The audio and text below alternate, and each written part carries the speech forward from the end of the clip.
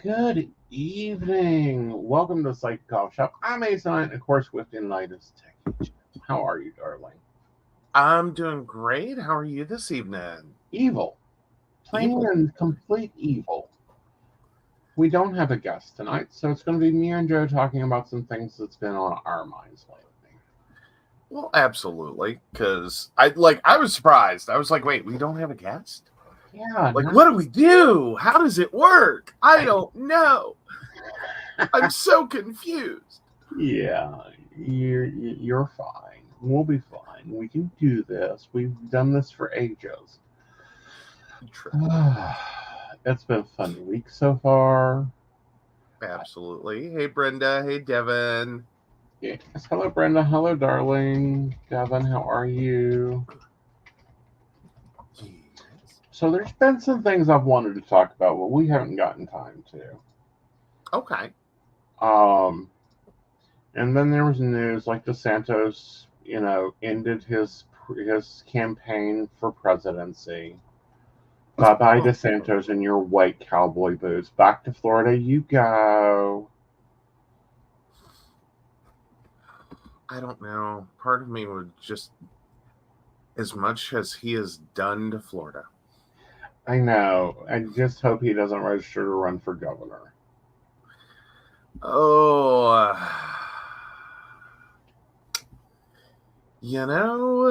one could hope. One could hope. Well, one could hope he could just go away. Yeah, take up shuffleboard. So that leaves the traitor and Nikki. Can Disney just give him a lifetime pass? No. I'm just saying. Just give him a lifetime pass. Maybe, he can just get lost in the Magic Kingdom. I'd rather him get lost on that deserted animal park island that nobody's allowed to go to. Okay, see now. Although... And he freezes. He'll be back in a minute, guys.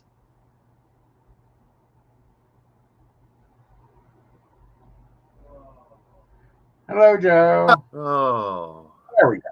Oh. Yeah. No, what I was saying, though, is that makes it a little more, like, Mafia-esque, is, like, they will lose him on the abandoned animal island. Yes. Like, no, I wasn't meaning like that. Like, right. Give him food. Don't make him food. Right. Like, there's a difference. It'll be okay.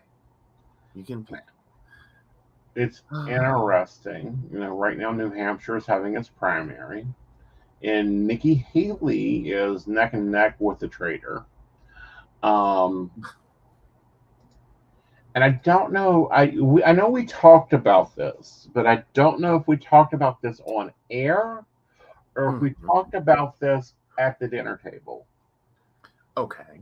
But there was that British psychic that does predictions with vegetables, namely asparagus. Okay, see, I don't know whose dinner table you were at, but what? Okay. We've talked about this. I just don't know where. So anyway. I feel like one of us was awake at the time and the other one was not. And with you, that's hard to tell. It can go either way. So there's a British psychic that does readings with the vegetables. Right, with the vegetables. Is it like bone casting? Like we just have like a giant bag of random vegetables that we shake up and just... Well, by this very much- eggplant, I see your sex life is Right. getting worse.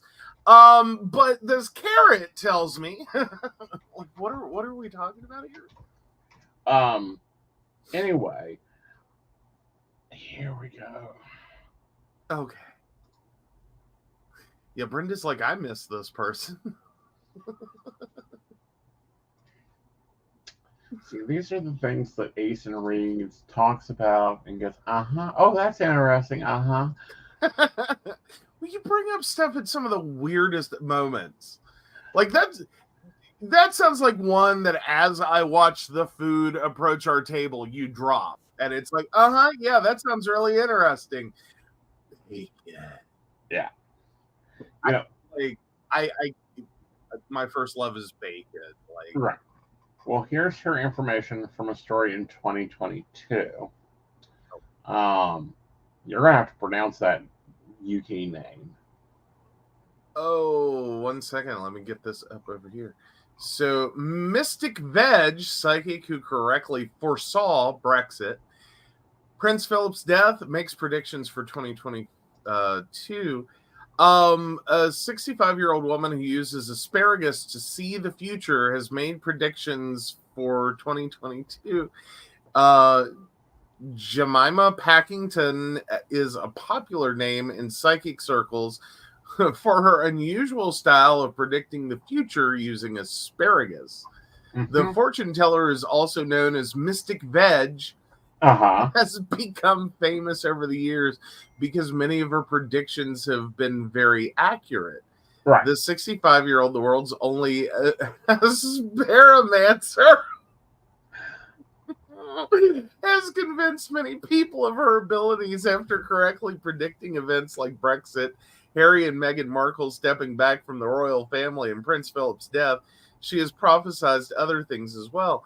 But unlike other psychics, Packington claims she can see the future by tossing asparagus spears in the air and interpreting how they land.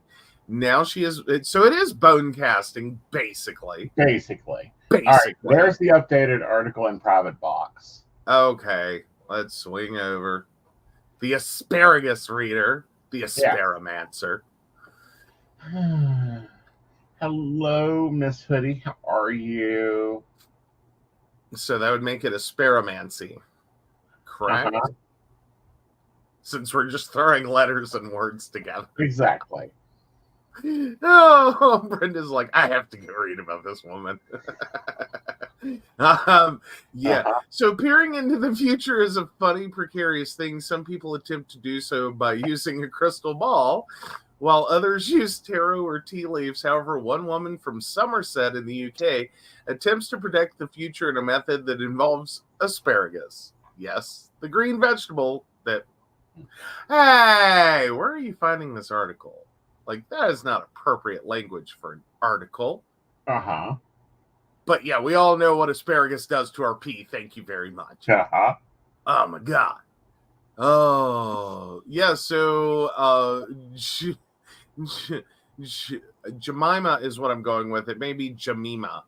Right. Packington refers to herself as the world's only asparamancer. She believes that she can predict future events by grabbing a bunch of asparagus spears, tossing them onto a flat surface, and analyzing how they land. She has been featured on television and radio shows around the world with her unique gift.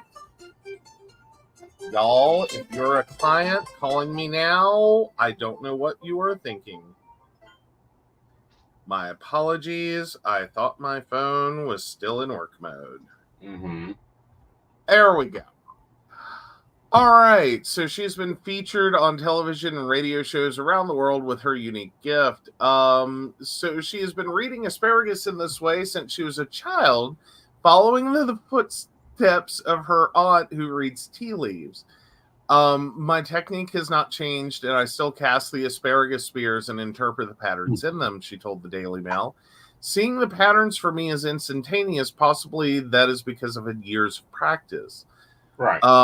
She says that her prediction accuracy rate ranges from 75 to 95%. I go through my predictions each year and think, yep, that's happened. Yep, that's happened. Occasionally I get one slightly off or I haven't quite read it correctly, but I'm never far off. I predicted Boris Johnson would become prime minister before he did, and everyone laughed their socks off. She also claimed to have predicted the Queen's death after the asparagus fell in the shape of a broken crown. However, there have been a couple of incorrect predictions. For example, no. Like, somebody needs to get the point. I'm on the air, and we're on the air every night at 8 o'clock, and if they don't, they're going to get a $150 fee to them every time they call. Yes. Alrighty. So the 2024 asparagus predictions. All right. There will be big regime changes throughout the world on a huge scale. Members of the royal family will get divorced. People will become sick of celebrity antics and culture. Great Britain won't do very well at the 2024 Olympics. The events in the Middle East will reach a breaking point.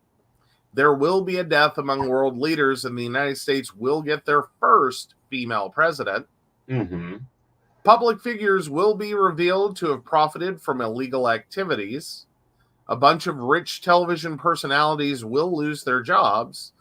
Influencers will lose their influence as people realize it's the real world they live in that matters. Interesting. So, yeah. So what got me thinking of that was looking at the Republican ticket. The U.S. will get their first female president. And I remember the live interview, and it was clearly stated that it wasn't Kamala Harris. Okay. As he freezes again. Oh, there you are. I'm sorry. You're fine. Okay, so it was not Camille Harris. Okay, we're not looking at potential, like, something happens to Joe Biden for his presidency, and we briefly have a female president, and then... Yeah. Okay. So, that got me looking at the Republican ticket and how well Nikki Haley is doing. I'm not predicting her win. Personally, I would prefer the Republican Party to go bankrupt, which it currently is, surprisingly. I'm sorry, the Republican Party has gone bankrupt? Yes. Oopsies. It's really horrible when that happens to the Republican Party. How did they go bankrupt? Well, mishandling of funds, lower donations. You know. That's fair. Trying to sell a building you don't own.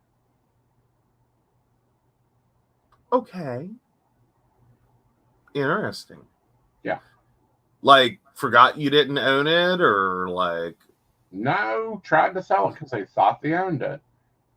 Oh, okay. Always interesting. Yeah. So yeah, okay, but all right, so I laughed pretty hard on the asparagus predictions, but I'm starting to think it sounds a lot like a different practice though. Right. Which is what is that? It's the throwing of fives. Yeah, like the one with the sticks. Yeah. Yeah. So, which, I mean, effectively, an asparagus is just a stick. Exactly. It's a tender stick, but it's still a stick. I mean, granted, I give her credit. Like, after she's done making asparagus predictions, she pops the spears in the microwave for 5 minutes, covers them in butter, and eats them. Literally, it's a quote from the article. I give one credit for the fact that, well, but can you eat? Mm-hmm. Many of the predictive tools. I mean, the tea, you can drink the tea. Well, tea you have to drink. It's required. Yeah, and you're not even, like, but when that occurs, it's like you're trying not to get tea leaves in your mouth while, like, sucking down a whole cup of tea as quick as you can. Again, that's the problem. And it's Yeah. why no one likes tea reading anymore, is it's a good 20-minute read because you have to literally sit there and talk with the reader as you're sipping your tea. Because Mm-hmm. if you rush through it, it's like running through a car wash. It's Well, not going to get your car totally clean. fair enough. Fair enough. So, coffee readings, of course. You drink the coffee. Mm-hmm. There's a lot of other predictive stuff around food in general. Okay. I Okay. miss those. Well, it's like, if your bread doesn't rise, your money is not going to rise. Um, Mm-hmm. so, be watchful of how bread is. If food is molding in your house, then illness will be coming to your house soon. Dropping, depending on which way your spoon and fork drop, apple peelings, apples in general, orange peelings. But with that, you want to be able to peel the whole fruit. Mm-hmm. Okay. Like, no, okay, I guess I kind of knew those, but Right. I don't really think of those often because they're a little more rare. Right. Like you don't like the tea leaf reading comes up a lot. Yeah. Weirdly. I know. And see, the health department has cracked on that so hard. Oh yeah. Post panini? Yeah. No, pre-panini. Oh really? Wow. Yeah, because I wanted Is to, your we have a tea set for me to do tea readings. No, we have a tea set because I like tea sets. Leave my tea set alone. It's not a business tool. Bullshit, it ain't. Honey, our wedding ring is a business tool if I'm in a stretch. Mm. Mm. But okay. But no, that kind of made, especially when I saw, because I didn't think he would close his campaign and hit his knees so hard. Like, very, very hard. Yeah, that ended quickly. Yeah. Like, it makes me sit there and go, who has what on him? Right. Not that I think it takes much to have a lot on Ron DeSantis, right. but but yeah. Yeah. Yeah. I don't know. Some campaigns though, like that's been a newer thing though. Right. Because it felt like, at least it used to be that campaigns would kind of run just like once they declared, right, like they would run and run and run and run and run and run and run, and you might see someone drop out right before the election. Well, yeah, I just want to know what dirt was on DeSantis. Well, I said that, but I'm just sitting here going, that may not be it. It may have been the, like, run the numbers and is this even viable? Right. You know what I mean? Like, do you really want to go through this entire slugfest to live at like a 5% chance? Right. And just, you're going to live there and you're just going Right. to put money after money after money and you cannot get a focus group to like you. Right. Like, and I think a lot of it has to do with this political stuff. Mm-hmm. Like, I think that's also a Republican problem anymore. Is not having a lot of candidates that are cross-party viable. Right. Like, they just, within their own arena, within their own party, right, they may be very, very, very, leads the pack. Right. You take them out of that and realize that you have to manage for 50 states. Right. To get enough of the vote across all parties. Right. Some people, it's like, no, they're a one-trick pony. Right. Like, they don't hit mainstream America right at all. Mm-hmm. Like, you like, in white cowboy boots, really? Who allowed that? Tell me. Who? Right. I'm sorry. First step on running for president is hire an image consultant, for Right. the love of God. Right. Who goes through and goes, yeah, Mm-hmm. no, we're not wearing that on ever. Right. Because we've had a few people, and I will say, I think that's what tanked their campaign, was like a one poor wardrobe choice where you're just looking at them like, Mm-hmm. this is fake as shit. Right. You have never in your life worn those. Right. All right. Well, we see that Queen Mary is off to actually having a sense of humor. Mm. Okay.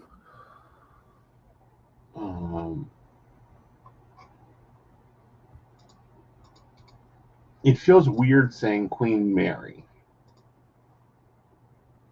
because the British family went through two Queen Marys, both scandalous. But this was kind of like a funsy article about her. All right. So Queen Mary of Denmark laughs off a hair mishap with daughter Princess Isabella. Oh, goodness. Oh, they're just going to be fun. Yeah. Like, I think she's bringing a breath of fresh air into a very staunch organization. Mm-hmm. Mm-hmm. Yeah, Denmark's not really known for just a lot, really. Well, they are. I mean, And, they are. Queen Margaret now, I believe, and I think she's still referred to as Queen Margaret. If not, please excuse. She was known for her business dealings. Like, she's a stiff negotiator. Mm-hmm. I don't think Queen Mary will be that way. Oh, so okay. So apparently, Queen Mary's hand got tangled in her daughter's hair as she went to wave. Because she was standing with her arm around her, and then she went to wave, and her hand got tangled. And it is a very cute photo of like, Mom. What the hell? Yeah, like, stop pulling my hair. I didn't do anything wrong. Oh, that's adorable. That's right. What that is. That's adorable. Right. Like, that is a cute, cute, cute moment. Yes. But yeah. Yeah, but it's nice to see these soft stories come out. Of course, the Denmarks didn't have all the fanfare, like they just don't. For obvious reasons, like they have a different run up to, power. It's literally as if a CEO is changing power. Queen Margaret signed her abdication letter and walked out the door. Like, enjoy, son. Bye. Have a great time. Yeah. Well, and it's not quite, I'm sure, that flippant, but in many ways, like, once she was out, she was out. Yeah. But it is a big change when we are used to much older monarchs. Right. And at most, you're talking about, they're adult, very, like, they like, if they were normal adults, they would have had like a third mortgage by now. Right. Like not elderly necessarily, King Charles notwithstanding, right. Because he basically hit elderly before he finally got the throne. But we're more commonly used to, much older adult children of monarchs, and then the grandkids are like way over here in the photo op line, right? Versus the actual, like, hi, no, we're hello, right. We're otherwise normal parents of teenagers. Like, we're new at this. We have teenagers. It's a day. It's Things are happening. Right. Doing what we can. And it's been handled very classy there in Denmark. Yes. Much better than the French, than the Spanish. Which, by the way, if you guys ever want to dig into something, all right, I'm going to address this question. One, we broadcast every day except Saturday and Wednesday. Yeah. All but one show is at 8 p.m. Yep. Not to give too much away. I know that's 5 p.m. your time, but hi. Hi. So, anyhow, let's see. Is there anything in psychic news that I'm interested in talking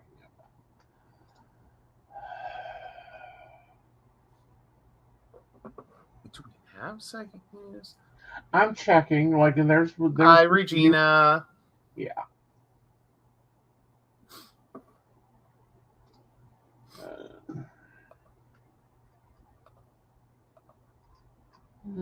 There's the normal 2024 predictions. I made mine on Modern Spiritualist. It's up on the channel. You can go and review it there. I'm just throwing good.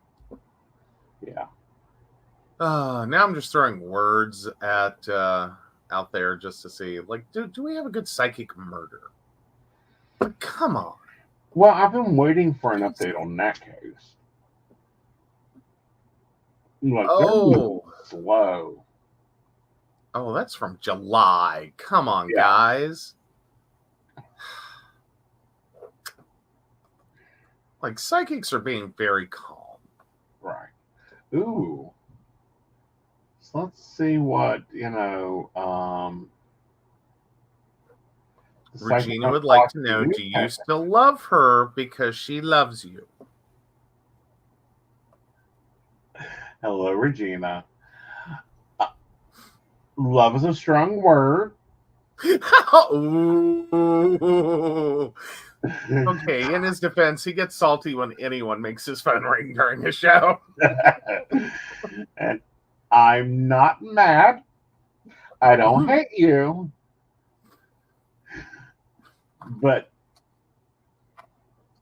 And I care about your well-being, and if you're chatting here, you ain't bleeding or dead.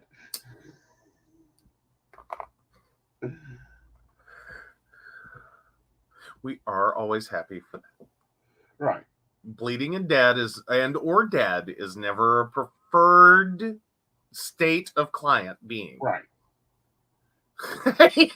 Shannon says he's just very disappointed. There you go. Oh, we're going to bring mom trauma into this. Like, we're not angry. We're just very disappointed. Hey, if you can bring dad jokes. Ow. Yeah. Ow. Ugh. That's just wrong. Oh, Brenda says, do many dead people call you on the phone? Yes. Normally behind the people calling me to talk to me. Okay, that's kind of fair, I think.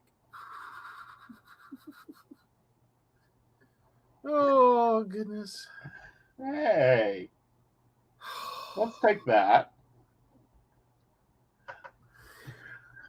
Shannon says, hey, can be angry and disappointed. Don't think I'm not multi-talented. Honey, I can be multi-universed at a time. Yeah, but they are callings, says Brenda. Okay, I got a story after we do this reading. Oh, God. All right, so Devin 31678. Will I get a call back from this job I interviewed for?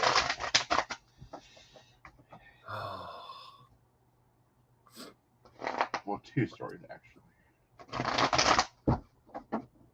and some psychic gossip.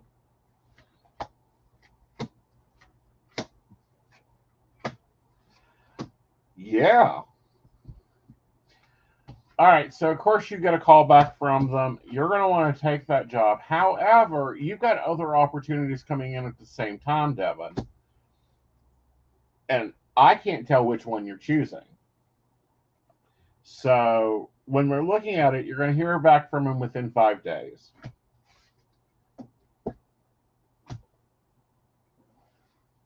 All right. Ooh, that. So apparently, big news in. Ooh, all right.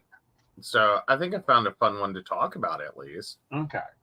So yesterday morning, since we were talking about the dead calling me, let's talk about a whole house calling me. So over the weekend, Kristen Lee left California Psychics. Yes. Point blank, she is no longer with California Psychics. She is over on Keen. If you're looking for, what was the name they made her go under? Kerrigan. Yes. Please go over to King. Kristen Lee, you'll see the face. It is Kerrigan. Wonderful readings. Mm-hmm. Anyway, she also is one of the founders of the Bel Air House. I've read at the Bel Air House. I've enjoyed the house.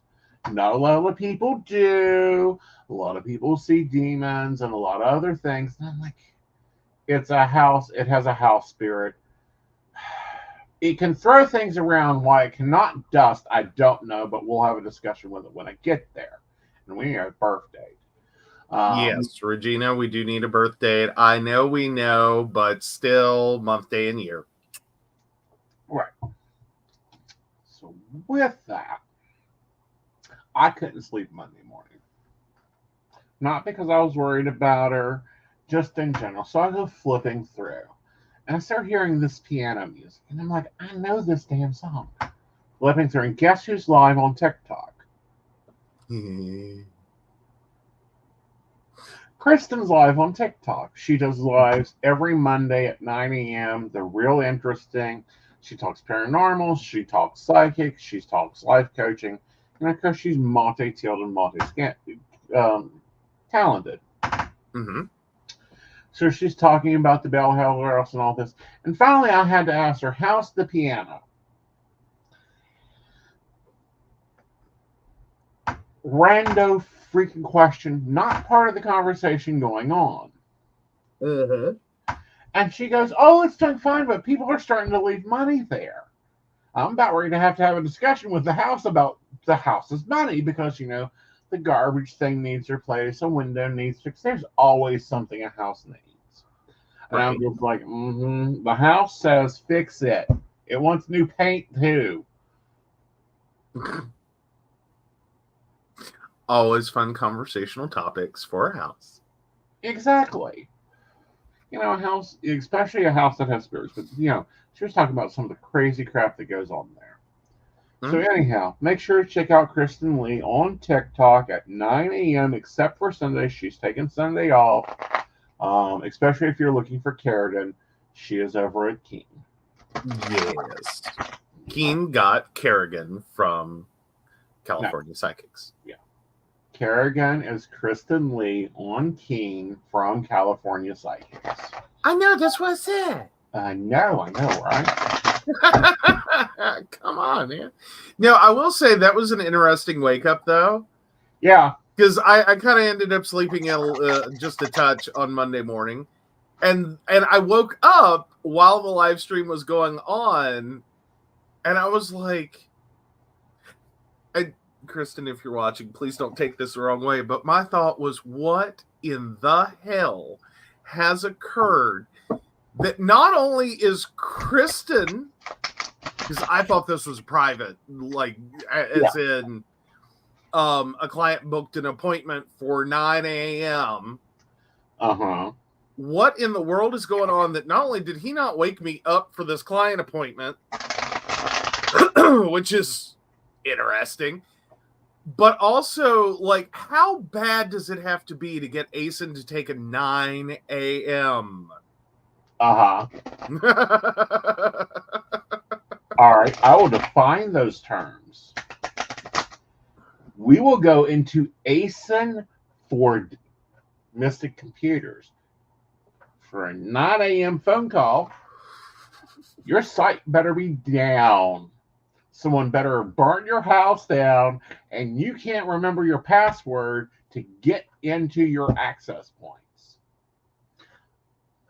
Not really. That's a you would just come in and wake me up for that. Like one of your clients is being annoying. Go. I don't know. They burned down their house or some shit. Just they can't log in. Okay, here's coffee. That's how that morning would go. That's what I'm saying. I'm sitting here going, what in the world has occurred? That not only did you not wake me up, right? There's a 9 a.m. meeting. And you took it on your own. And it's like, oh God, how bad does this have to be? Right. Only to realize as this went on, because I'm in the bedroom and I can at least hear enough to know, wait, this sounds like a lie. Yeah. Okay. All right. My day doesn't suck ass. Right. Because, while yes, I can do, well, with the right access, I can do Joe. I can be Joe. Well, yes. But I don't like make him do it. And he rearranges stuff on my desktop. Okay, I'm a little persnickety. Well, that and I'm code differently than you. Well, there's that too. Like you, well, okay. If we want to get into this, you in WordPress will eternally switch from block editor to classic editor, which is fine. It's fine.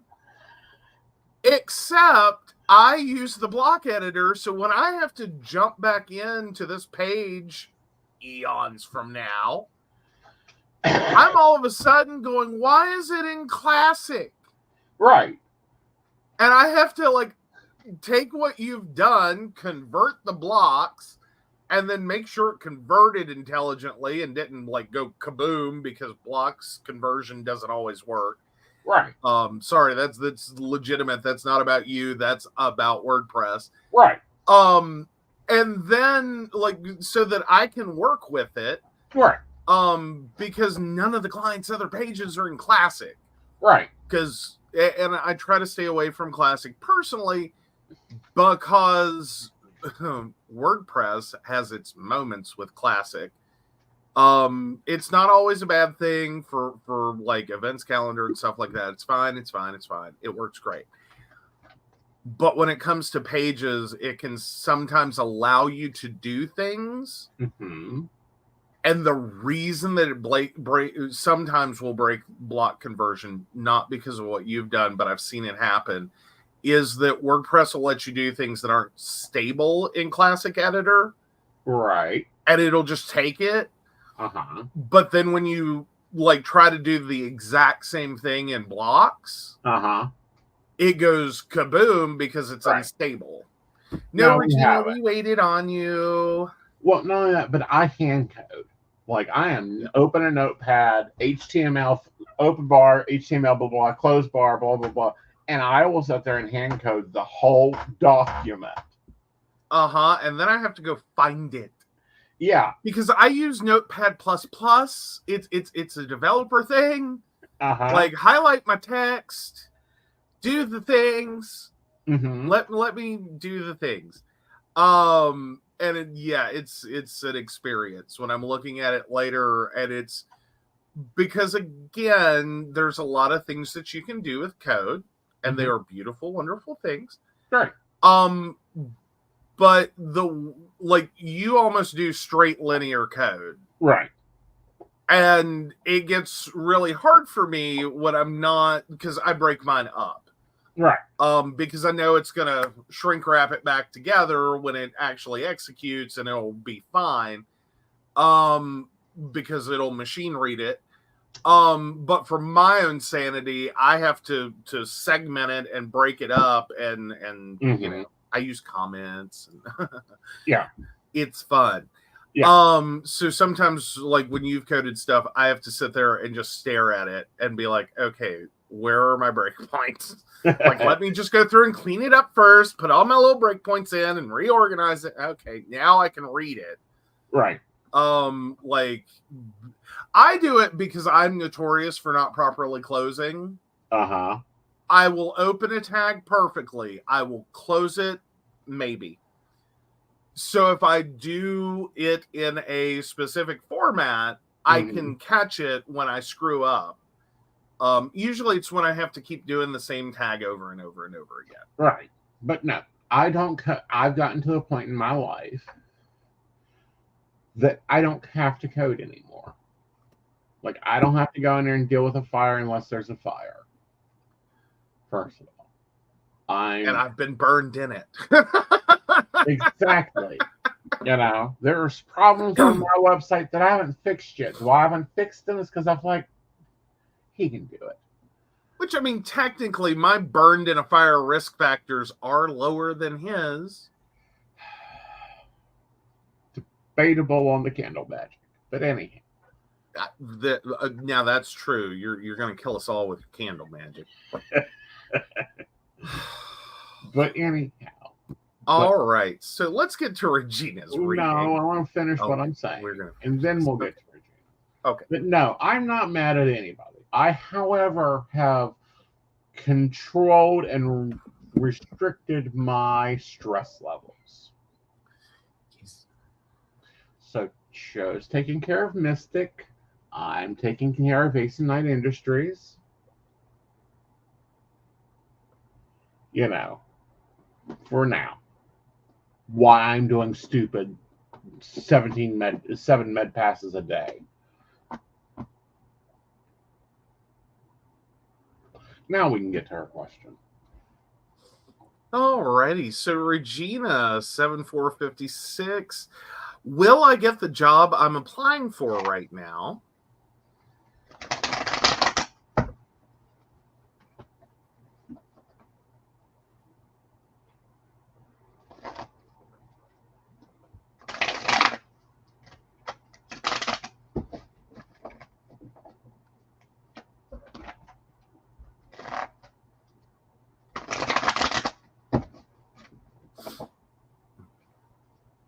Yeah, I know, literally right now.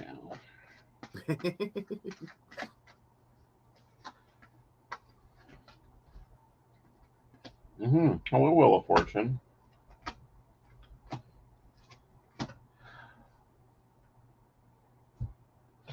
All right, so we see you applying and trying to take the fate in your hands.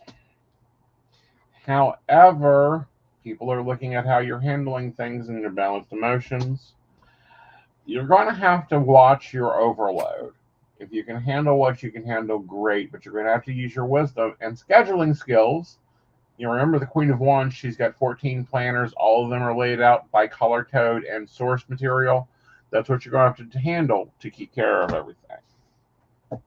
So will you get it? Most likely, but the question is can you handle it? All right. Right. So best of luck on that one. Yeah. And so, Shannon, are you talking about binary block? I mean, regardless, I don't want a coding language that does not have to be escaped. Like, at this point, I'm too I'm too built for it. If I sat there and actually didn't have it at this point, like, as much problems as it's caused me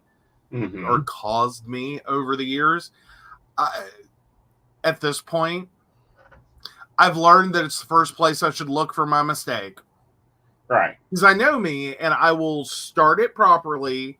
I will get to the end of the line. Oh, font, whatever, color, whatever. Okay, I see what you're saying. Yeah. Fair enough. But even that has a proper formation. Right. Like yeah. Yeah. I don't know. Like, that is not something I have played with. But it does sound like it would be fun. It is. Okay.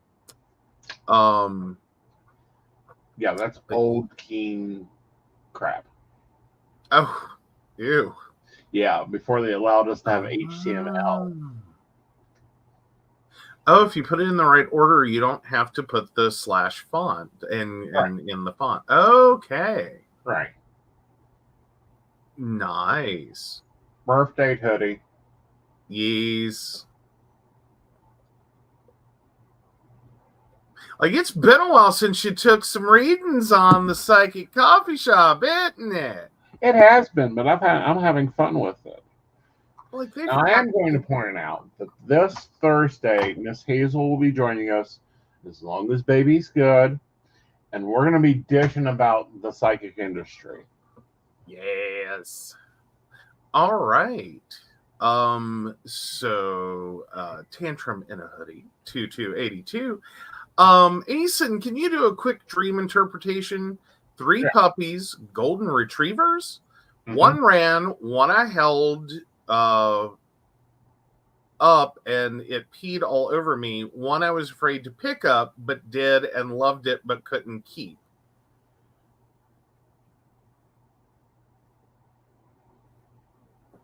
All right.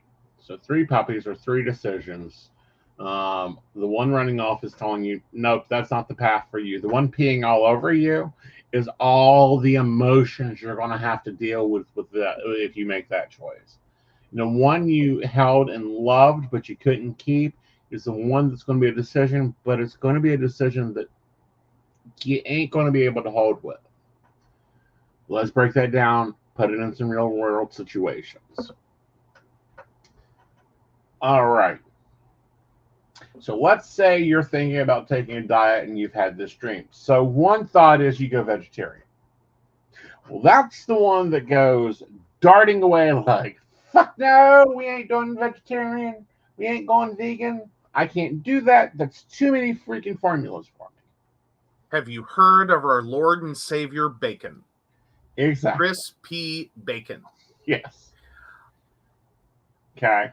The other one is, let's say it is the diet where you have to look at your relationship with food and your traumas around food and your organizational food and what's your safe foods and what's your unsafe foods and all that. That's a lot of emotional work, especially when you've grown up in a household, let's say, that food was love. You upset, they feed you.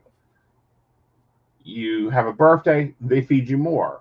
It's a holiday, they feed you more. So that really wraps into that trauma of food.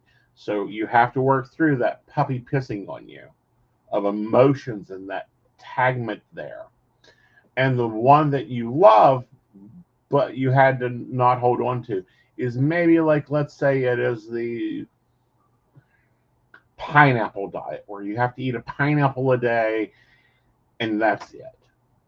You can do it for 2 weeks, but it's not going to hold. Like, it'll do the things and it was great, but this isn't a lifestyle you can have. Right.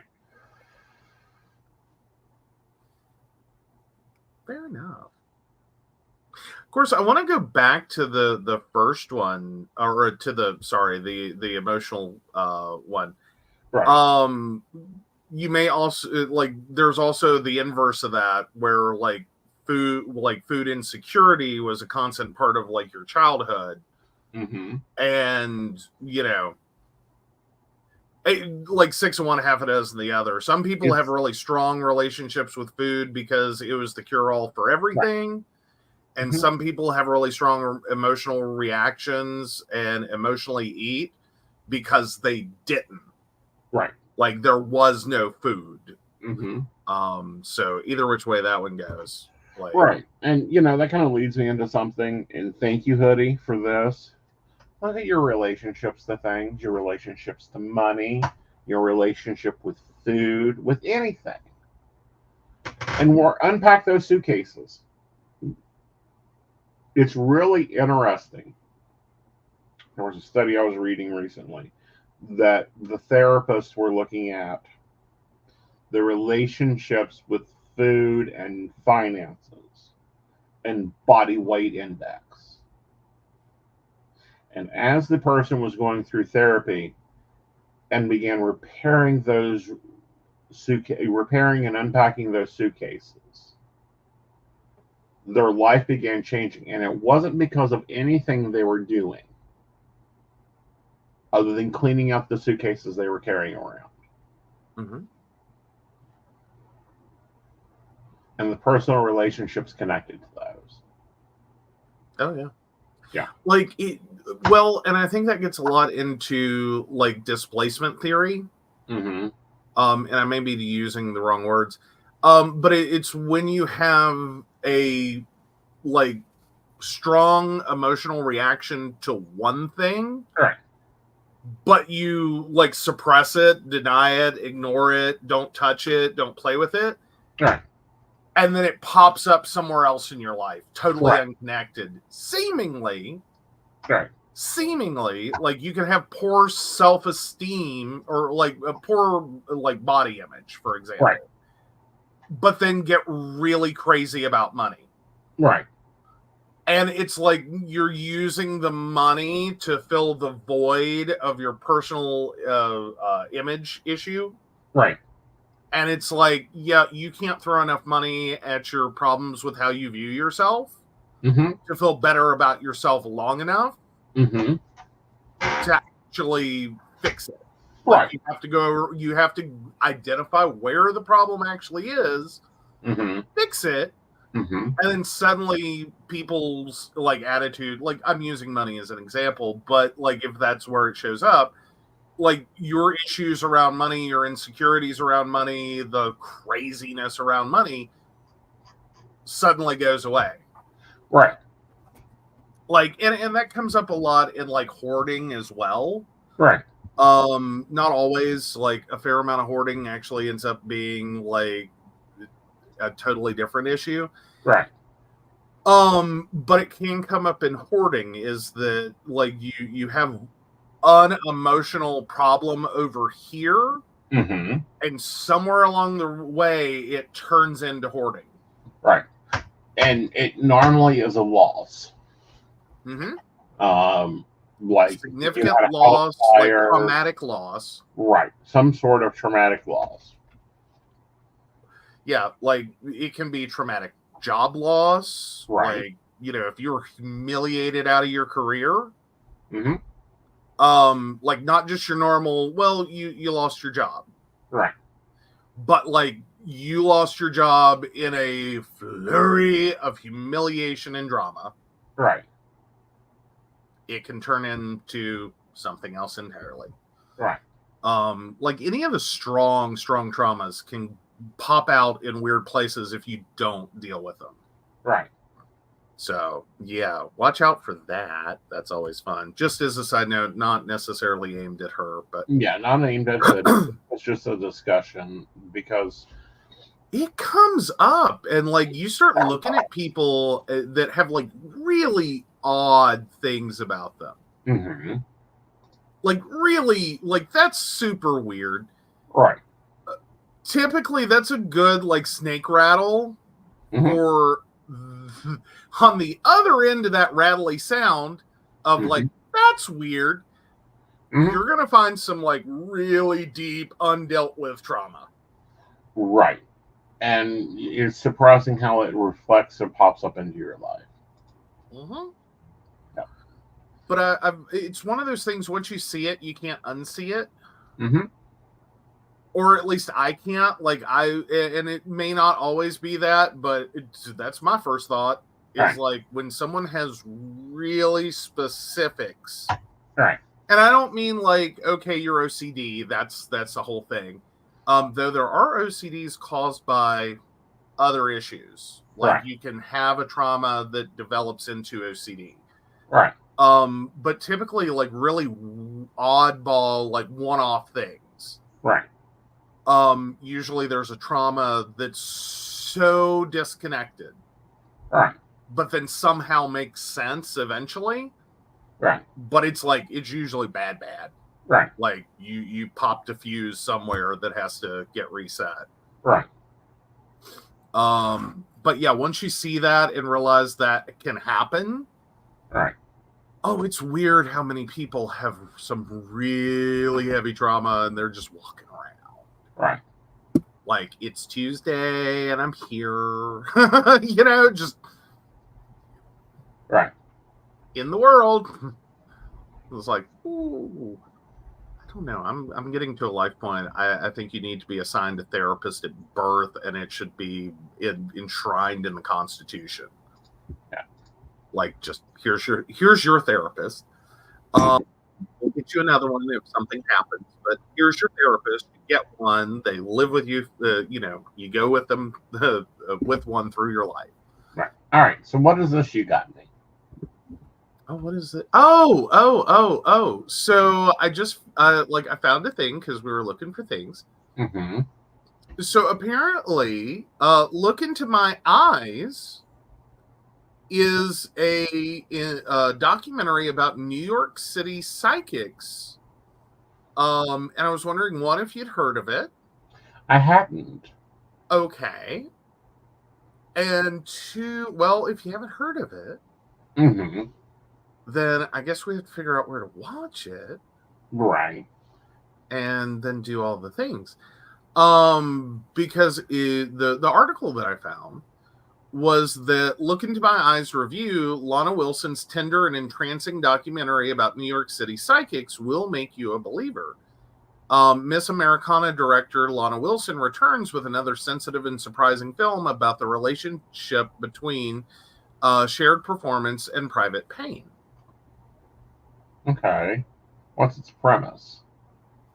Well, let me find that specifically.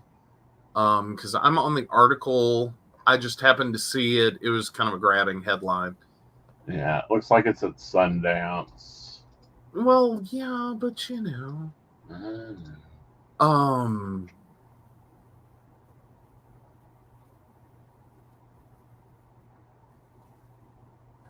Okay, so I keep finding a song by the same title. So let's get over here. There we go. IMDb, we love you. Oh, a documentary through a series of intimate sessions with psychics and their clients. Okay. Wow, that's really all it says. Okay. Oh, it released yesterday. No wonder you haven't heard of it. Right. All right, so it literally just dropped yesterday, and it's already getting reviewed. How's the reviews coming? Let's see. So far, it looks like they're technically I'm just seeing all. Well, apparently, it's left Sundance viewers crying, laughing, and in disbelief at premiere. Right. IndieWire says it'll make you a believer, and that's I think. Here we go. Yeah. Sounds like it's getting really well reviewed. It looks to be doing well. I'm glad to see there actually may be something factual. Oh, all right. Here we go. This sounds like a better article. Right. From Hollywood Reporter.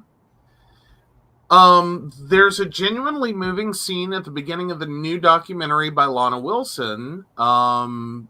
So the creator of Aftertiller and Pretty Baby Brooke Shields. Revolving around a group of New York City-based psychics and their clients, a female doctor tells a psychic that she once attended to a 10-year-old girl who had been shot and killed 20 years earlier. The doctor, who's no doubt seen her share of tragedies in the intervening years, is clearly still traumatized by the incident. She has one question for the psychic. How is she? She asks, her voice trembling. We see the psychic's response at the end of the film in a moment that is no less affecting. Unfortunately, much of what occurs in between lacks the potency of those segments, coming across more like a tabloid-style reality television show. Receiving its world premiere at the Sundance Film Festival, Look Into My Eyes will likely make you think twice before ducking into that storefront psychic parlor. So Hollywood reporters kind of panning a little. Yeah, well, looking at Vanity Fair, during the film, the concept of consulting between psychics and their clients, as well as diving into the personal lives of psychics themselves, emotionally were up and down as the mediums acted as de facto therapists to many people who don't know where to turn. For example, one psychic is an expert in communicating with animals, which drew initial cockles from the audience until the client explained how their companion would help them manage an abusive relationship or be a lifeline for loneliness. One of the readings near the end of the film, which one of the psychics randomly met with a former classmate and mentioned that she would be asking about before she said anything, had the audience gasping at the cosmic connection of the situation. That said, several skeptics screening were mortified at the documentary's completely neutral, which is never considered to be the psychic might be elaborating their communications from the other side. Okay. We'll see where this goes. Yeah. I just thought it looked really interesting. Right. Like, I wonder what that one will be like. Right. It would be interesting. Of course, I've always thought it would be nice if they actually done the full spectrum. Okay. In cinematic. Help me out with that. Okay, like example, if they were filming me, they would have they had an actor playing me, they would have an actor playing David, they would have an actor playing Greg, they would have an actor playing client. And the client's guide's there too. Oh, so that like see what the psychic experience is. Or at least representatively. Right. Instead of just like this randomness that seems to occur.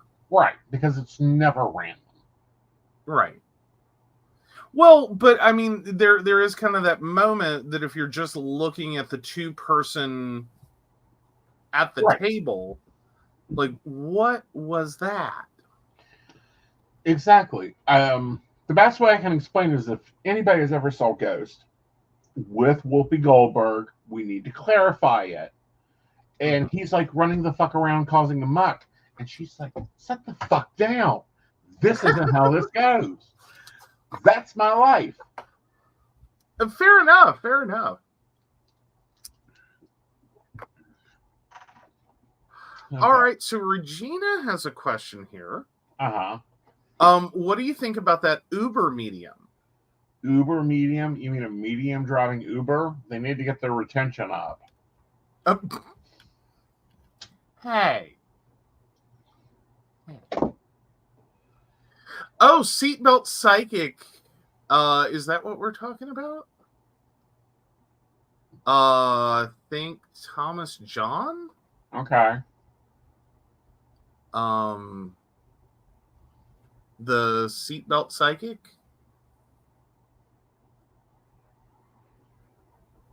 Just for clarification there. If so, I've got a quick in case you're. There we go. In case you're stumbling on, like, who is this dude? Well, of course, because it's television at this point.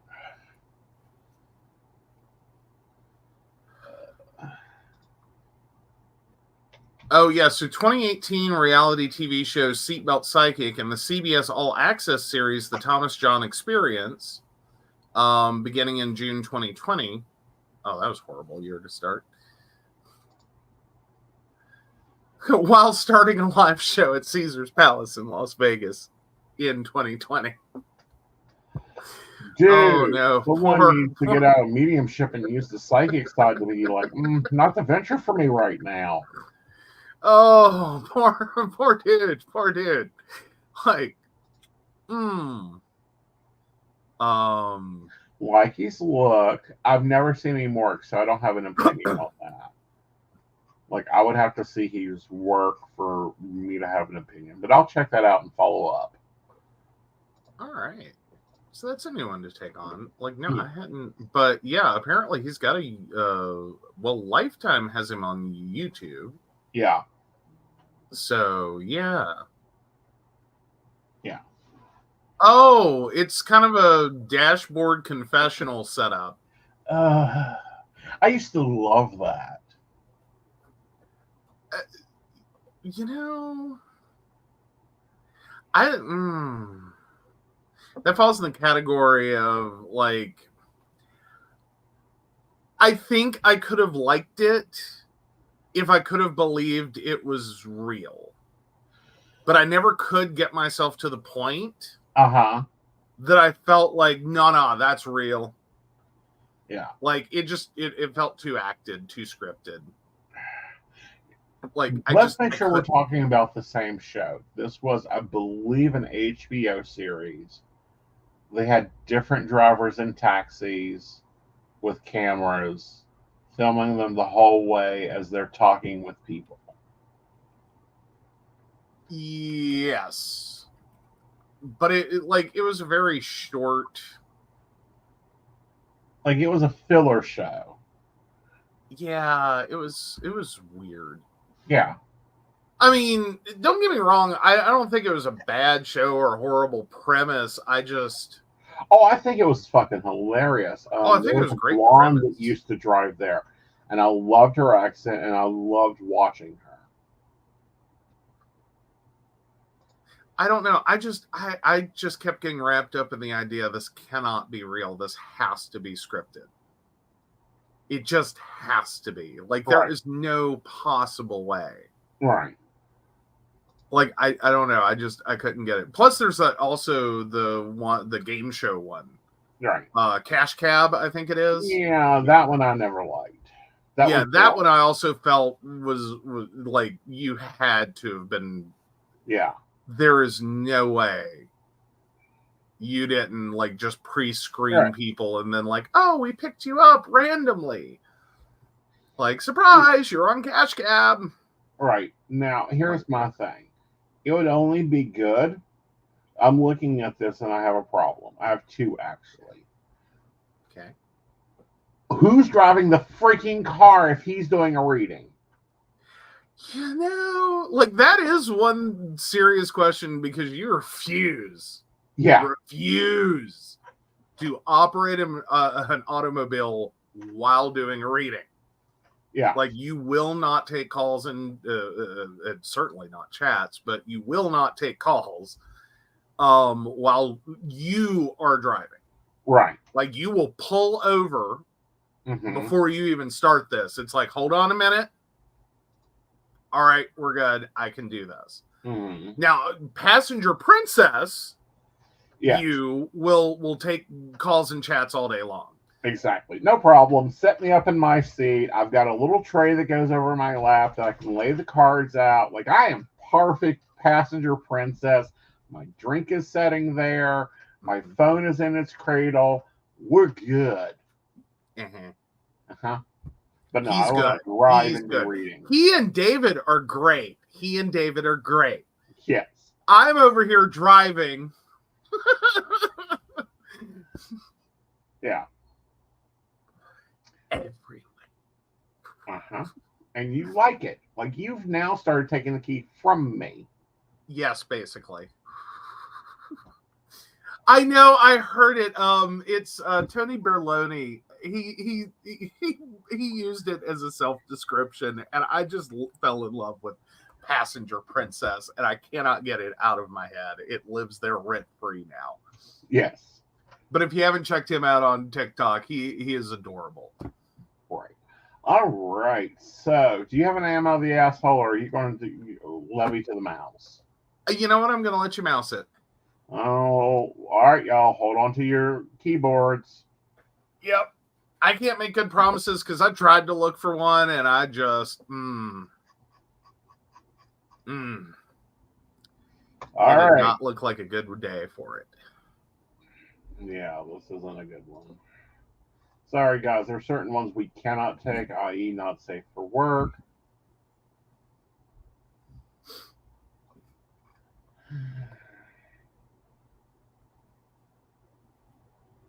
Oh, and Brenda also points out there's a TikTok driver that reads clients also. Nice. Yeah. We'll have to check both of them out.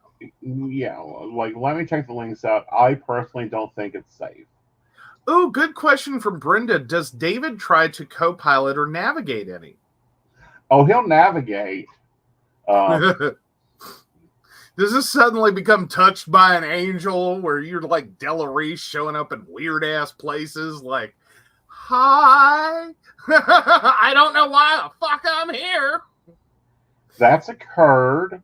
Oh no. Oh no. He's very good at navigating. He's very good at going, you need to wake the fuck up. Okay, fair enough. Yeah. Like, I feel like I now have the answer to why he goes to Walmart for a couple of things 5 hours later. Right. And he comes home with a couple of things, and it's like, how? How did Walmart take you 5 hours? Where did you go? Right. Oh, God, these are sucky. I know, right? Like, it was not a good, like... Like, even the ones the mouse chooses is bad. Yeah. Like, I was looking through trying to find one. All right, here's a controversial one. Okay, there we go. Let's go for controversy. All right. But yes, David will help us navigate, especially when we get stuck in unforeseen places that even GPS can't get to. All right. And he's good at picking restaurants. I thought I picked the restaurants. David's picking the restaurants? Nice. Hell, we need to talk about preferences. Right. Oh, Brenda points out Walmart shopping is where you get your steps in, Joe. It sounds like you've been Walmart shopping with him. I call it the family circus tour of Walmart. But anyway, am I the asshole for including my ex's mom, ex-mother-in-law for me, in my child's life? For starters, my ex and I are divorced and have one child. My ex has cut all ties with their families for reasons that they believe are more important than anyone else's relationship with that family. That's fine for my ex. However, my ex's mother has been a wonderful person, and I've been trying to maintain a good relationship so that my child has extended family and healthy relationships with people as he ages. When we were married, my ex threatened to take my child out of state and the country if I took him to meet my family or my ex's family. My ex was incredibly controlling and did not want me to have a relationship with anyone outside of our marriage. Once the divorce was finalized, I decided that it was my choice to include my family in my child's life. I did not want to deprive my child of a happy childhood and positive experiences that he may be able to have with extended family, and that includes my ex's mother. I've kept it very minimal because my ex has been adamant about my child not having a relationship with my ex's mother. My ex invaded my privacy one day and went through my phone and messages and read every message between the ex-mother-in-law and I. My ex confronted me about it, and I informed my ex that yes, I was letting her, the mother-in-law, have a relationship with my child. I told my ex that it was my choice on my time with the child to visit extended family. My ex was mad and has not seen the child since this happened. I was also equally mad because regardless of the divorce that literally states that my ex has no way to control me anymore, my ex invaded my privacy and is attempting to control me once more. Am I the asshole for including my ex's mother in my child's life? As long as there are no red flags, I do not see a problem there. What about you? I'm sitting here on, is this my only reserve is this a situation in which there's more to the situation than meets the eye? What I think is happening is you're very lucky to have gotten away from your ex. Mm-hmm. And while I hate that they are still finding ways to control you now that they should no longer be able to do that, as well as for the aggravation alone of having to defend, having your child involved with extended family. My only caveat is, are there legitimate reasons? Are there possibly legitimate reasons that exist? Or is this literally just about control, just about being a jerk, just about, playing games with your child and their involvement in your extended family's life? Right. And see, that's what I'm saying. As long as it is like a safe environment, i.e., they're coming to your house to visit for an hour or two, or you're taking them there, or you're confident that, I mean, because in one instance, sometimes when adult children go no contact with parents, it's for really good reasons. Right. That as nice as they may be to others, there may be a long-term situation of unforgivable abuse. Right. Like point blank, there may be a long-term situation of unforgivable abuse. Right. That is a legitimate concern for an adult partner that their child may experience. Right. On some levels, you do have to try to respect a former partner or partner's wishes on that, unless you can deem their judgment irrational. Right. And the way this one sounds irrational, sounds controlling. Pushing not only their family, but your family and everyone else away from you. I mean, if mom, if mom had a substance abuse problem and beat her children, right, and that's the environment that your ex-partner, or if you're watching this and this applies to a current partner situation, that's a very legitimate concern. That even if that in-law, that say mother of your partner, the mother-in-law, has been in recovery for decades, has tried everything. You can't discount the experience, right, and a very emotional trigger at the idea of sending a child over, right, to the parent that this adult child knows as being an abusive alcoholic, right, or an abusive, meth user, or whatever. Should there be healing there? Should they seek therapy on that? Should they try to extend that? In the great world of shoulds, absolutely. Well, and there's another counterpoint. But you can't make people. Right. There's another counterpoint to this, and this is something people need to realize. Your parents are not the same person, right, to their grandchildren, to their friends, that they are to you. They can be complete bastards to you. Well, and there are instances where some parents and kids were just a poor fit. Right. And there's no other nice way to say it. It's just some parents and some kids, it just, this was a horrible, horrible universe. Put the wrong people together on this one. I don't know how else to put it. Right. And it took me forever to work through that, because my dad was a real pill to his children. I got to see him with his grandchildren. And that was a whole other experience. A whole other experience. Not the same man. Right. Well, but then it comes into questions but how much changed Because you're looking at it as like, well, he would have never done that with me when I was 3. Or, whatever. How much changed in the intervening years? Because I'm assuming there's probably a good 20 years there of difference between father of a 3-year-old and grandfather of a 3-year-old. Right. And I do want to point out, if any of this ever comes into sexual abuse, we don't trust sexual abusers. I don't care how much therapy you've had. You don't trust sexual abuse. No, that's not what we're talking about. We're talking about... We don't do. But yeah. Family dynamical problems, religious view problems, financial problems that created other problems, substance abuse that became recovery, that type of thing.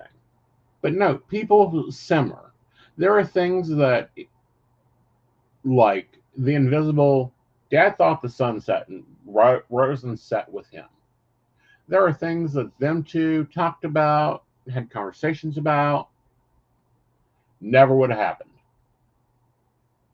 Like, never ever would it ever have occurred that the two of y'all would have sat down, even though it was a mutual interest, and been able to have a cool conversation. Right. Fair enough. And that's true. Again, as long as you're being careful about actual safety and any potential there. Mm-hmm. I don't see anything that you're doing wrong, so you're not the asshole, in my opinion. Right. I do think it means you need to be sensitive to the idea there could be issues there.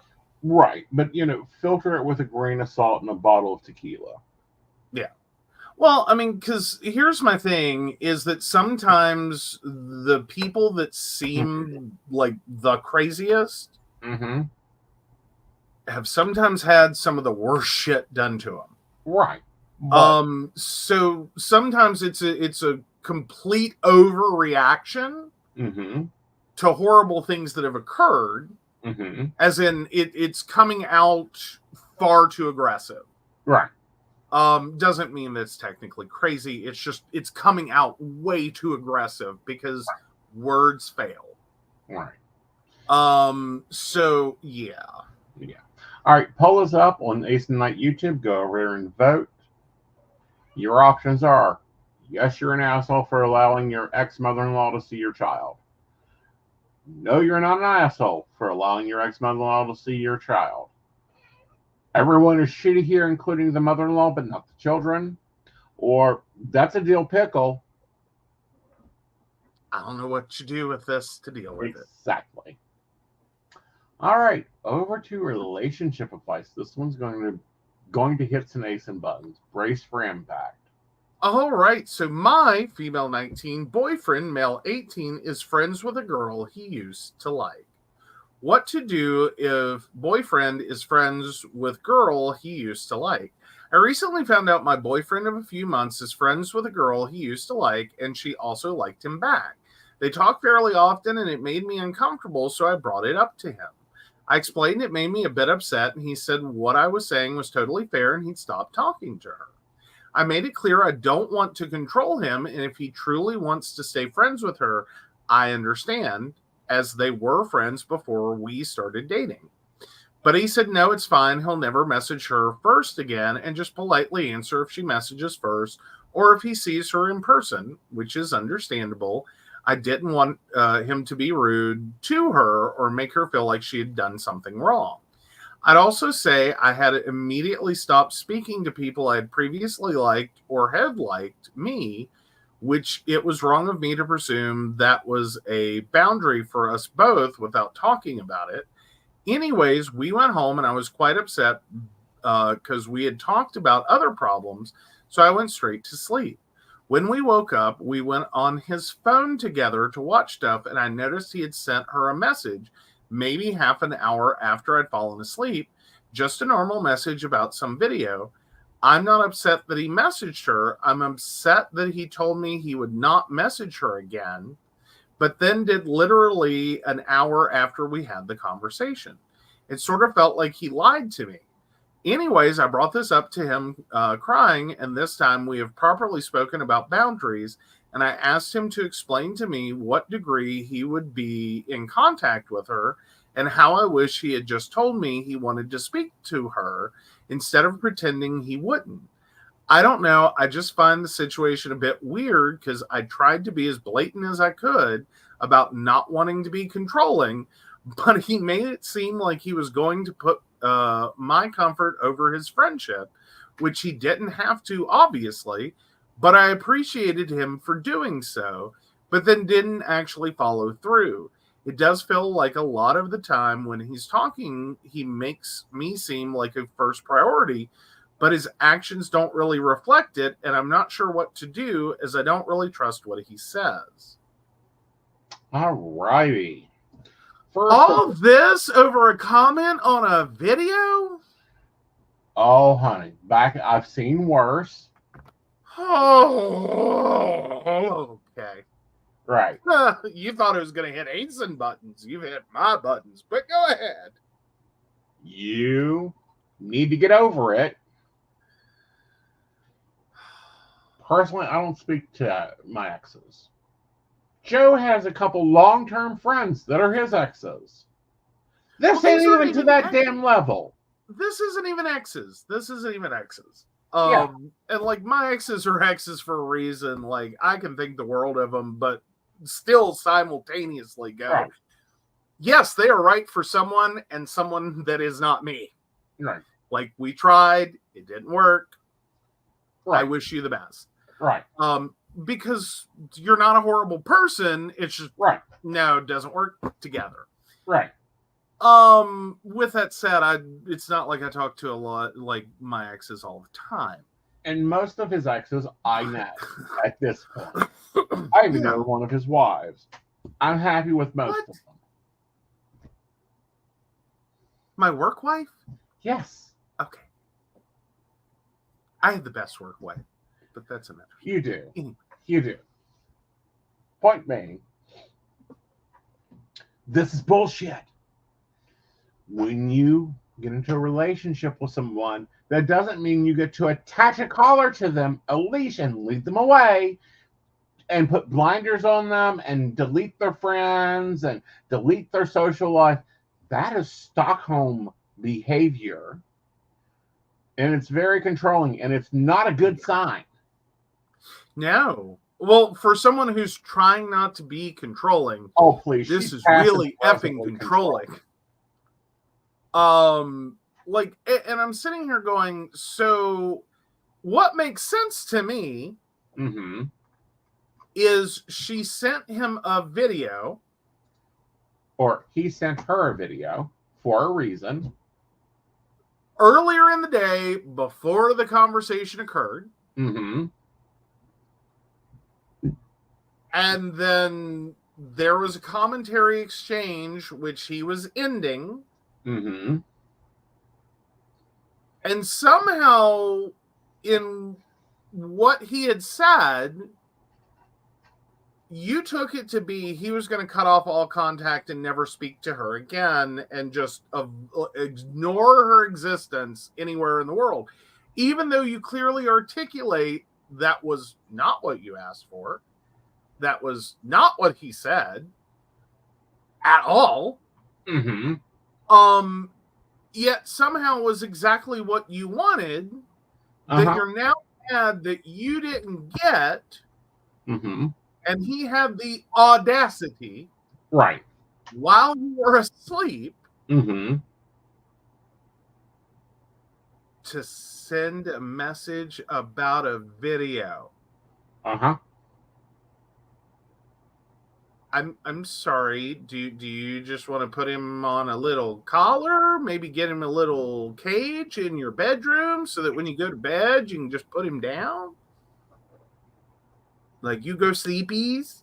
Like, do you need to monitor his phone? Like, okay, because there's multiple situations here. They're watching something on his phone. How do you go back and see a past message? Yeah. Like, I don't have an iPhone. You do. If you're trying to show me a TikTok video, am I going to see that you sent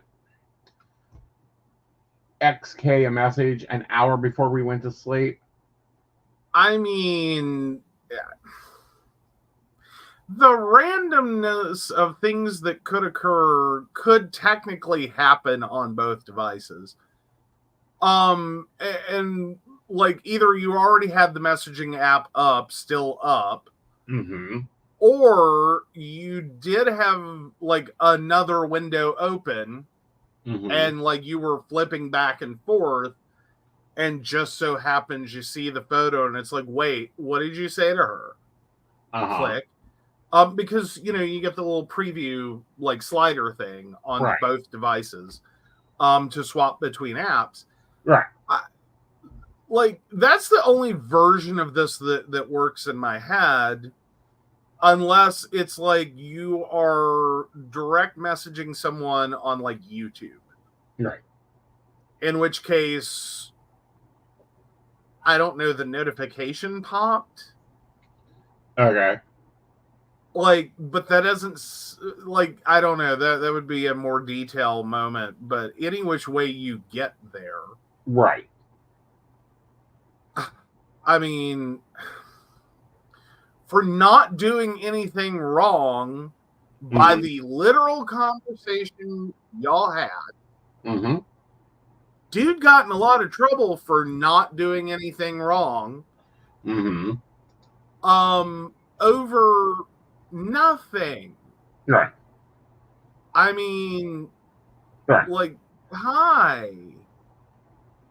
Right. He shared a video, or she shared a video. Any which way, he sent comments. Right.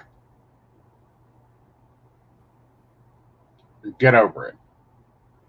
Point blank, you cannot control your partner. The more you try to control them with behaviors that are passive aggressive, the more likely you are to cause a breakup. Oh, this isn't even passive aggressive. This is aggressive aggressive. Well, it's passive aggressive. Well, like you don't have to go to the gym with me, but you'd lose and feel so much better if you did. You don't have to not speak to them, but it'd be so much better for our relationship if you didn't. Oh, wow. Yeah, that feels like a hostage negotiation, and I'm really not down for it. Mm-hmm. Plus I don't like double-sided like implication messaging. Exactly. Like, and that's what that becomes, is you're saying one thing, you mean another. Mm-hmm. And it's like, or you could just say what you want and let me actually decide if I want to engage that. Right. Versus being in this weird limbo where you said, well, you don't have to, but I would strongly suggest that you. Right. But you don't have to. Mm-hmm. It's like, oh, for the love of God. Right. Simple declaratory sentence. Right. Or declarative sentence. Exactly. Like, give me the ultimatum, let me decide if I'm walking. Right. Seems simple enough to me. Right. You need to really knock your control shit off. Well, I done it, so he done it. That don't work either. I don't know, either that or go ahead and just ramp that control up. Ramp it up.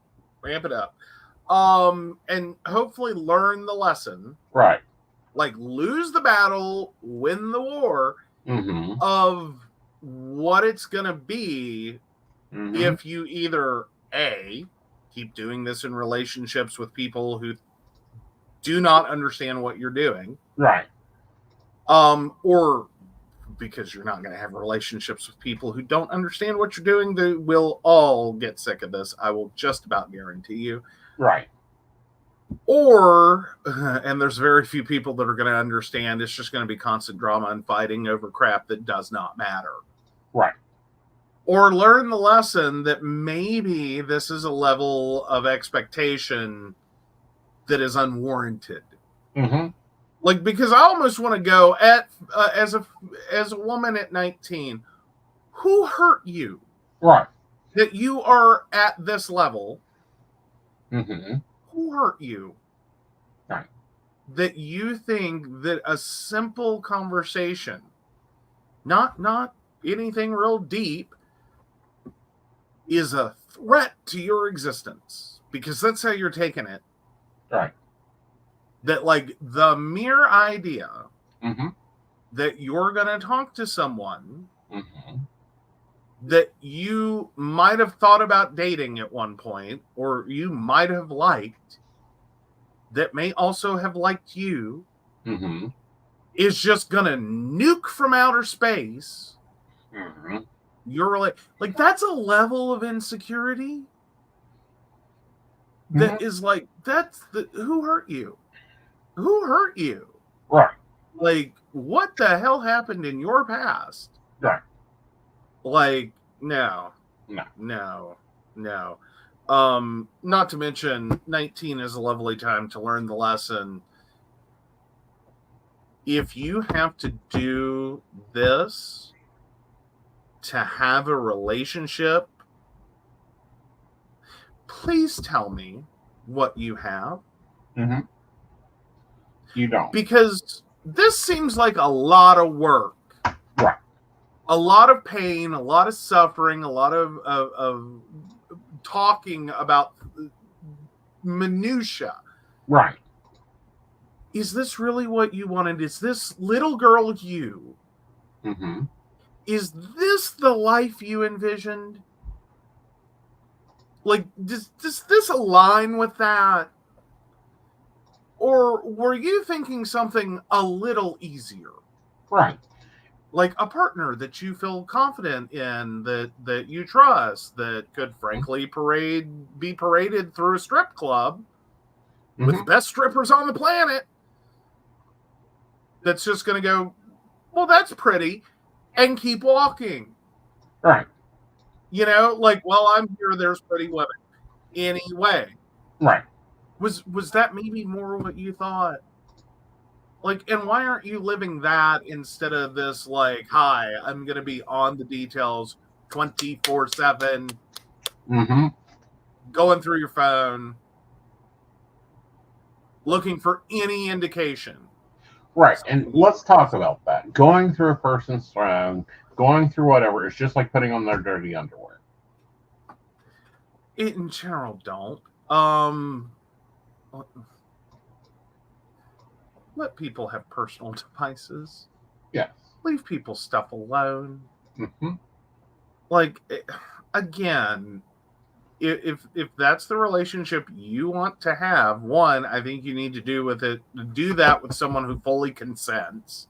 Right. And it's mutual. Because it seems like the people that want to do it the most are the people that probably need it done to them the most. Mm-hmm.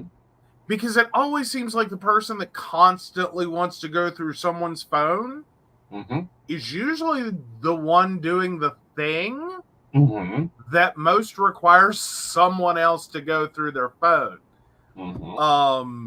Like, granted, that starts getting into like narcissistic personality issues and like dating a narcissist and all that. More so control, need of control versus feeling secure in a relationship. Not narcissistic situations, but more so people who tend to like invade other people's privacy, have a large insecurity within their life and their stability. And it also I would also be looking at what needs is this relationship not making for you. Yeah. Well, and if this is the level that you have to hold on to the relationship at, is it worth it? Exactly. Like, sincerely, is this worth it? I do not have time in my life to go through everything he sends on his phone. I do not. Well, am not interested in the least. Like, personally, I touch his phone with all the joy and wonder of scrubbing a toilet. Usually it's functional, like he has asked me to do something or there's no other choice. It's, so to speak. It's dirty. I have to do this. Right. Not because I think his phone's dirty, but because legitimately I don't like the activity. Right. I don't want to mess up things that he has open and running, and maybe he left an app up so he would remember to do something. Mm-hmm. I really personally don't like the situation where I read half of a thing that wasn't intended for me Mm-hmm. and now have the questions. Right. Like, I don't like that. But more importantly, probably to all of that is the amount of stuff. I don't know whether this is a client question, personal conversation, whatever. And like, I should probably not know these things or have seen them. And I certainly don't want to give anyone the impression that Aeson talked to them. When it is totally not Aeson talking to them, and they are, somehow paying for the experience. Like, no, not my job, not my thing. That's his job. That's his thing. Right. And the other side of that, well, and let's just be clear, you have an Apple. Yes, I have an There iPad. are things that I'm adapting to for the iPad.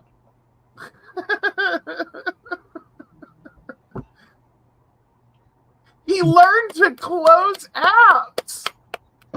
Don't give me that credit yet. You're really struggling with the finger swipe up from the bottom, aren't you? We won't get into my ordeal with Apple. However, there's no need for me to get on your phone. What am I going to do? Throw a fit about something you said or who you said it to or about what it was about? And then what? We have an argument that takes 2 hours. That's $400. 2 hours? Have you argued with you before? 2 hours? I would be thrilled with a 2-hour argument with you. Well, that's the active argument time. That's like a show. Yeah, that's the active argument time. Oh, that's the active argument time? You're not counting all the passive aggressive that goes around the argument now.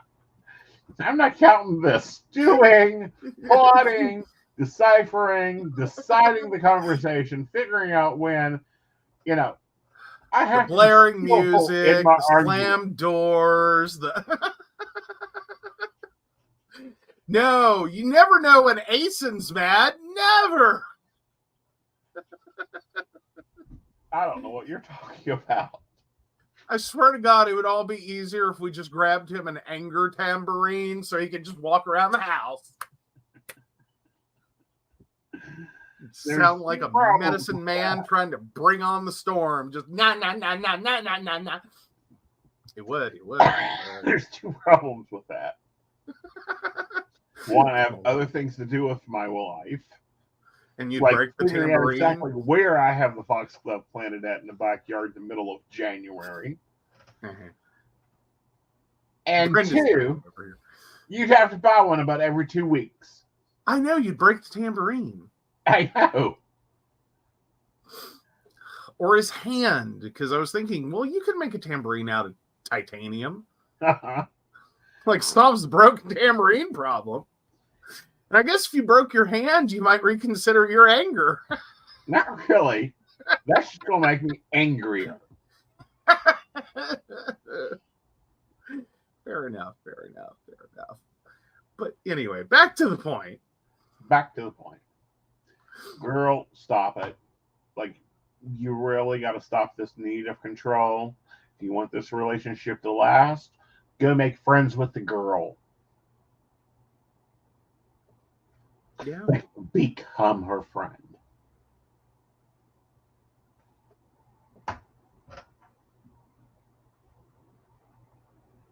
Oh, yeah, he'd probably call in a biblical flood banging tambourine. What you talking about? A downpour. Biblical flood. I have the address that I'd like it to hit. Can I direct it? No. Don't do it. Okay, fine. Anywho. I'll leave that little town in Virginia alone for the moment. Okay. Oh. All right, so let's see if you're an asshole this week. Am I the asshole? No, you are not the asshole. Good deal, good deal. Yeah. All right, guys. We hope you've enjoyed the show. Yes, it's a little longer than normal. We thought you deserved it. So take it away, Vanna. All right, so of course we want to thank Beverly Walker, Mika G, Kathy, Mary Winfield, Brenda, Shannon C, Shannon D, Lady Gwendolyn, Charles Shaw, Tracy Van, Caitlin Bell, and Devin. If you'd like to learn more about us, the show, or how you too can become a Patreon sponsor and receive all the wonderful benefits our baristas receive, please visit us at pcspnetwork.com. Yeah. Just a reminder, Miss Hazel will be on at 8 o'clock on Thursday night on Coffee and Tea. We look forward to her joining us. And I'm currently on 15% off over on Keen.com.